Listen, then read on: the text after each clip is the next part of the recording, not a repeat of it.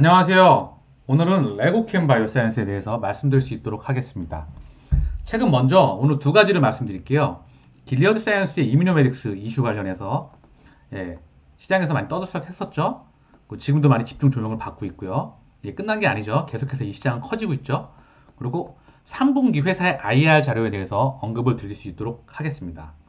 먼저 이 세계 1위의 바이오텍 회사인 길리어드 사이언스가 이뮤노메딕스 항암제, 이 트로델비, 이게 이제 유방암 치료제잖아요. 이 분야로 이제 인수 무려 한국 돈 24조 9천억 원, 210억 달러를 들여서 인수한다고 하면서 이 레고캠 바이오 ADC 분야 한국 최강자이며 세계적으로 3년 연속 ADC 학회에서 기술력을 인정받은 우리 레고캠 바이오가 시장에 저평가되어 있다는 이슈로 인해서 시가총액이 1조 4천억에 불과한 대략 너무 저평가되어 있다 그러면서 많은 집중 조명을 받고 있죠. 먼저 길리어드 사이언스로 좀 언급을 드리고 갈게요. 왜냐하면 길리어드 사이언스가 많은 분들이 아시는 분도 계시겠지만 모르시는 분들이 더 많으실 것 같아서 설명을 좀 드리면요. 얘는 항바이러스, 이 바이러스의 역사라고 봐도 무방합니다. 에이즈 치료제 약 3개에서 4개 가지고 시가총액이 100조가 넘어가는 회사예요. 에이즈 치료제, 그리고 C형, B형 간염 치료제, 그리고 타미플루, 그리고 지금 렘데시비르 코로나 치료제까지 굉장히 많은 이 바이러스의 역사라고 봐도 무방할 만큼 여기서 최고, 세계 최고의 회사입니다. 근데 얘네가 이 항바이러스 시장으로는 지금 실적이 줄어들고 있거든요. 그래서 최근에 이 항암제로 미래 먹거리로 항암제로 시장을 선점하기로 했거든요. 먹거리로 정하게 되면서 계속해서 인수합병을 하고 있습니다. 그중 제일 이 시장에서 이슈가 됐던 게 ADC 분야 이뮤노메딕스를 210억 달러에 인수를 했고, 카티라고 한 회사 인수를 카이트 파마를 13조 4천억 원에 인수를 했죠. 그리고 올해 초에 혈액암 치료제 포티세븐을 또 인수를 했죠. 미래 먹거리로서 항암제를 정한다는 거죠. 그리고 여기서 자주 듣게 되실 얘기라서 설명을 좀 드리고 갈게요. 카티는요, 먼저 카티를 말씀을 드리면 앞으로 자주 듣게 되실 겁니다. 이 카는요, 그 세포 치료제, 그리고 유전자 치료제, 그리고 항체 치료제, 요게 결합된 거거든요. 그러니까 항체, 그러니까 항원을 이식할 수 있는 항체 그 조그만 부분을 잘라내 가지고요. 그리고 유전자 재조합 기술에 의해서 유전자 재조합한 거를 이 항체랑 결합을 합니다. 그래서 요거를 이 벡터가 있어요. 전달체라고 합니다. 우리 몸의 핵 속에 전달을 해야 되거든요. 그래서 이 벡터를 렌티바이러스라는 곳에 넣습니다. 요거를 다시 T세포에 넣는 거예요. 이거를 카티세포라고 합니다. 그래서 얘가 바로 암세포를 바로 인식해서 암세포를 파괴해버리는 거죠. 그래서 혈액암에서 굉장히 높은 효능을 보이고 있는 겁니다. 전 세계에서 ADC 분야와 그리고 플래톤 분야 그리고 카티 분야의 세계적인 다국적 제약회사들과 이 바이오텍 회사들이 집중 투자를 하고 있죠. 시장이 계속해서 커지고 있다는 겁니다. 그렇고요. 이 면역관문 억제제도 좀 알고 가셔야 될 것 같아서 언급을 좀 해드리고 갈게요. 왜냐하면 ADC와 면역관문 억제제를 같이 섞어가지고 두 개 합쳐가지고 임상을 하고 있거든요. 면역관문 억제제를 투여하고 ADC 항체 약물 결합체를 같이 투여해가지고 암을 치료하는 겁니다. 그래서 이 면역관문 억제제를 이해를 하셔야 되는데 별거 아닙니다. 암세포가 굉장히 뛰어나다? 그러니까 암세포가 이 생존력이 굉장히 뛰어나요. 잘 죽지를 않아요. 그래서 어떻게 되냐면 이 암이 있으면 세포가 있으면 지가 살라고 주위에 종양 미세 환경을 하는 걸 뿌려버려요. 숨습니다. 그러면 사실 우리 몸에 면역세포라고 하는 놈이 있는데 T세포라는 놈이 있는데 얘가 정상시에는 얘를 보고 죽이거든요. 근데 얘가 숨어버리니까 지나가 버리는 거예요. 그래서 이 면역관문 억제제를 투여를 하면 요 종양 미세 환경이라고 하는 건 이걸 치워버리죠. 그리고 이 T세포가 암세포를 알아봐서 죽일 수 있도록 그렇게 만든 시스템이고 작용 기전입니다. 그래서 암을 이게 종양 미세 환경을 걷어버리면 면역세포도 공격을 해주고 ADC라고 하는 항체 약물 결합체에 가서 같이 공격을 하는 거죠. 그래서 암을 파괴하려고 하는 그런 최근에 이 임상의 이 트렌드에 맞는 그런 시스템이라 봐도 무방하겠습니다. 예, 이거는요, 제가 이 부분을 좀 언급을 자세하게 설명을 드린 거는요, 이렇게 좀 이해를 해주시면 좋겠어요. 길리어드 사이언스가 이뮤노메딕스를 거금을 들여서 인수했잖아요. 이거는요, 항암제 시장으로 확대가 되는 거고, 그리고 이 시장, ADC 시장을 다국적 제약회사들과 다국적 바이오텍들이 인정을 했다는 거죠. 이 시장에 대해서 연평균 30% 이상, 2026년도에 30조가 예상이 되는데, 이 시장은 사실 예상이지 훨씬 더 커질 수가 있거든요. 그러니까 전 세계 바이오텍들이 지금 앞다퉈서 투자를 미친 듯이 하고 있다. 그래서 이 시장이 폭발적으로 커지고 있다. 예, 그래서 시장성은 그 누구도 의심할 여지가 없다. 그리고 당연히 한국 최고의 기술력을 가지고 있으며 세계적으로도 기술력을 인정받은 ADC 학회에서 3년 연속 기술력을 인정받은 레고캠 바이오의 가치가 부각될 수 있다. 라고 보셔도 무방하겠습니다. 그러면 자 ADC 분야 최강자인 레고캠 바이오의 IR 자료를 한번 볼 수 있도록 하겠습니다. 레고캠 바이오 사이언스의 IR 자료고요. 사실 주식 투자를 하고 바이오 기업에 투자를 하려고 하면 사업 보고서, 그리고 홈페이지, IR 자료, 그리고 공시, 그리고 증권사 리포트, 그리고 오너에 대한 길, 이런 부분 다 착안하셔 보여야 되는데, 오늘은 IR 자료를 한번 쓱 하고 같이 한번 훑어보겠습니다. 보시면은요, 김용주 대표이사님이세요. 보면 서울대학교 카이스트 유기학 박사님이셨고요.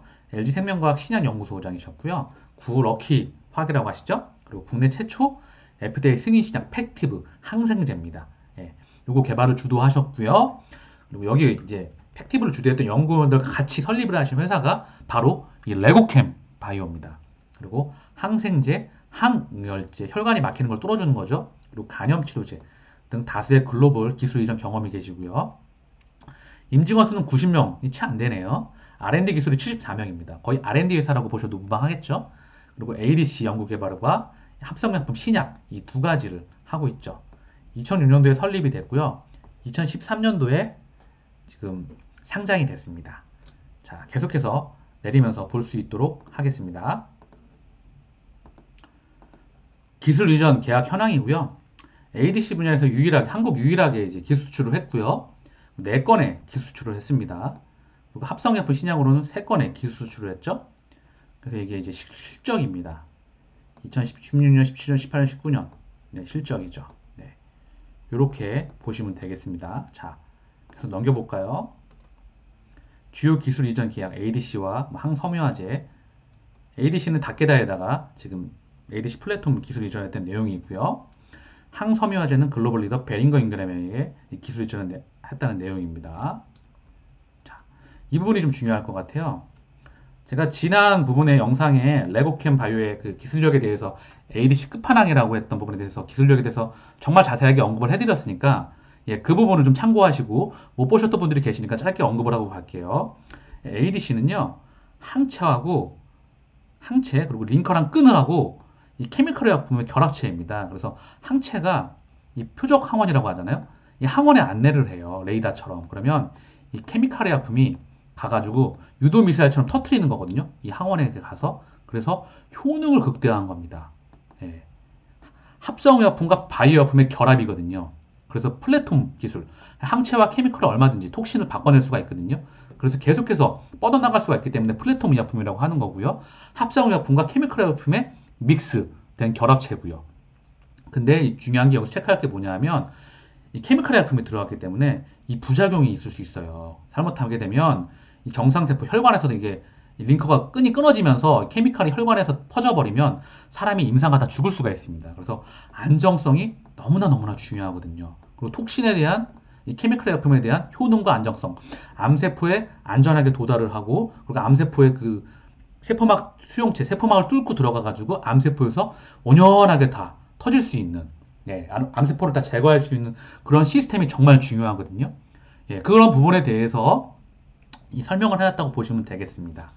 그래서 이 왜 레고캠이 1세대 ADC 기술을 넘어서 2세대 기술에서 인정을 받느냐. 첫 번째, 항체. 두 번째, 결합 방법. 세 번째, 링커 끈입니다. 그리고 네 번째 톡신. 예, 이 케미컬 의약품인데 이 톡신 먼저 톡신은 정말 이제 뛰어난 경쟁력을 가지고 있는데 이 정상세포에서는 반응을 하지 않고 암세포에서만 반응을 할 수 있도록 설계가 됐어요. 그래서 이 톡신에다가 일정한 화합물을 결합시켜 가지고 암세포에는 가스분해 요소라는 놈이 많거든요. 그래서 이 정상세포에서는 이게 반응을 하지 않다가 암세포에 들어가게 되면 이 가스분해 효에서 이 톡신이 분해될 수 있도록 이렇게 설계가 됐죠. 이 링커도 이게 정말 견고하게 설계가 되어 있기 때문에 이 분야에서도 굉장히 경쟁력이 있습니다. 그래서 이 네 가지 분야는 전 영상 ADC 끝판왕을 참고해 주십시오. 그 분야를 보게 되면 자세하게 나와 있습니다. 자, 이제 넘어가겠습니다. 자, 이게 파이프라인이에요. 이 파이프라인인데 레고캠 바이오 파이프라인이죠. 우리가 투자하려고 하는 회사의 신규 제품 라인, 앞으로 제품이 어떤 건지 당연히 알고 있어야 되겠죠. 기본적인 겁니다. ADC 파이프라인이에요. 요거는 ADC 플랫폼이라고 해서 아직 개발된 게죠. 그래서 이제 기술 수출한 건 있어요. 요거는 차감만 좀 참고만 해주시면 될 것 같고요. 이게 생산물입니다. 실제로 이제 준비하고 있는 거죠. 그래서 가장 앞서 있는 게 헐투 유방암 관련인데 이게 2023년도에 3상이 목표라고 하는 거고요. 현재 임상 1상에 진입했다. 아직 2상. 최근에 추세가 이 3상까지 가는 경우가 초반에 많았는데 2상에서 끝나고 지금 긴급 승인해 주는 경우가 굉장히 많이 있거든요. 사실 신약 하나 개발하려면 10년이 걸리는데 최근에는 6, 7년까지 소요가 되는 경우가 있었어요. 글로벌 이뮤노메딕스도 아마 10년까지는 안 간 걸로 알고 있습니다. 그래서 그렇게 착안해 주시면 될 것 같은데 여기 착안해야 될 게 뭐냐면 이 PBD 톡신이라는 게 있거든요. 이 보이시죠? 지금 이제 가장 앞서 있는 게 MMAF라 그래서 PBD 톡신보다는 이 톡신의 그 독성이 약해요. 사실 좀 더 발전된 게 PBD 톡신인데 이 레고캠 바이오가 한 단계 레벨업을 하려 그러면 이 PBD 톡신에서 우리 몸에서 임상에서 부작용이 없어야 된다. 안정성이 검증이 되면 이거 정말 완전히 레벨업을 할 수 있습니다. 왜냐하면 이 PBD 톡신을 성공시킨 ADC 회사가 전 세계에 없어요. 한 10여 개 정도 회사가 있고 8개에서 9개 제품이 승인이 났는데 이 10여 개 회사들 중에서도 아무도 PBD 톡신 이 독한 톡신을 성공시킨 회사가 없다는 거죠. 왜? 안정성을 통제하기가 어려운데 레고캠 바이오가 저는 한번 도전해 볼 수 있고 충분히 이 가능성이 있다고 생각을 합니다. 좀 더 살펴보면은 유방암에 대해서 가장 앞서 있죠. 그리고 LCB73 이게 제품 개발명입니다. 그래서 PBD는 두 가지를 하고 있어요. 아직 동물 실험 단계죠. 전임상 하나가 있고 이제 개발 단계가 있고 임상에 들어간 게 지금 이제 유방암이 유일하죠. 그래서 이제 이 부분에서 향후 기술 수출이 기대가 되고 있죠. 계속해서 이게 나오는 겁니다. 이 레고캠 바이오는 항체를 공급받아요. 항체랑 링커랑 끈이랑 케미칼랑 연결을 했잖아요. 이 항체를 직접 생산하는 게 아니라 공급받습니다. 외부에서. 그래서 공급자 ABL 바이오, Y 바이오루스 이렇게 공급을 받았던 걸 보이는 거고요. 이 허셉틴 바이오 시밀러를 공급받았다는 얘기입니다. 그리고 얘는 기술 수출을 했어요. 이미 포춘사에다가. 그리고 익수다에다가도 기술 수출을 했죠. 이런 내용이라 보셔도 되겠습니다. 쉽죠? 이렇게 보면 되고요. ADC는요. 총 하나, 둘, 셋, 넷, 다, 일곱, 여덟. 그 중에 네 가지가 지금 앞서가고 있고 이 중에 한 가지가 가장 많이 앞서 있네요. 이제 사실 임상 1상에 들어갔습니다. 그래서 사실 그 이뮤노메딕스하고 좀 차이가 있어요. 이 부분을 좀 착안을 해주세요. 이뮤노메딕스는 이미 제품이 승인이 돼서 이제 판매가 되고 있잖아요. 그 부분 이제 뒷부분에 또 한번 확인할 수 있을 겁니다. 그렇게 좀 봐주시면 될 것 같고요.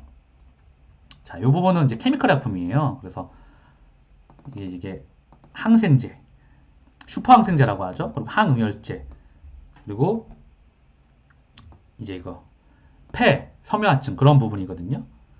그리고 코비드, 코로나19 치료제도 하고 있어요. 지금 우리가. 다만 조금 이제 셀트리온과 제넥신에 비해서 많이 좀 뒤처져 있죠. 그 부분은 사실 안타깝습니다. 하지만 ADC 분야는 정말 기술력에 대해서 그 누구도 분해하지 않을 만큼 세계적으로 인정을 받고 있죠. 이거 넘어갈게요. ADC에 대한 그런 앞으로의 계획입니다. 보면은 글로벌 판권 이전 목표 2건, 매년 2건 이상 목표를 하고 있고요. 두세 건. 미국 현지 법인 설립 이제 예정이죠. 그리고 이제 이중항체 기술도 좀 확보하려고 하고 있다고 합니다. 그죠? 요거 이제 쭉 한번 읽어보시면 될 것 같아요. 제가 설명드렸던 부분과 겹치는 부분이 있어서 넘어가겠습니다. 회사는 매년 3건의 이상의 기술주 이상을 목표로 하고 있죠. 그리고 예, 임상 개발 추진을 하고 있고 지속적으로 수익을 창출하려고 하고 있습니다. 기본적으로 신약 개발 회사이기 때문에 수익이요. 어, 기술 수출이 수익이 많이 있거든요. 그래서 임상을 하게 되면 계약금이 들어오고요. 그리고 중간마다 마일스톤이 들어와요. 임상 단계마다. 그리고 제품이 최종 승인이 나면 로열티라는 게 들어오거든요. 이 구조예요. 기술을 갖다가 기술을 판다는 거죠, 그냥. 사실 좀 아쉬운 부분이 있는데 우리가 미국과 유럽처럼 굉장히 앞서 있었다면 기술을 팔 필요가 없지. 기술을 사오거나 회사를 사오면 되는데 늘 전 세계 아직까지도 그 제약 규모가 전 세계 1800조 시장 중에서 우리나라 규모는 정말 규모가 협소합니다. 그래서 아직까지 그 조그만한 이 R&D 회사는 기술을 팔아서 먹고 살 수밖에 없죠. 그리고 제가 설명을 이제 지난번에 말씀드렸지만 레고캠 바이오는 전문의약품과 일반의약품을 팔고 있어요. 이 부분은 지난번 영상을 참고해 주십시오. 자, 뒤로 넘어가겠습니다.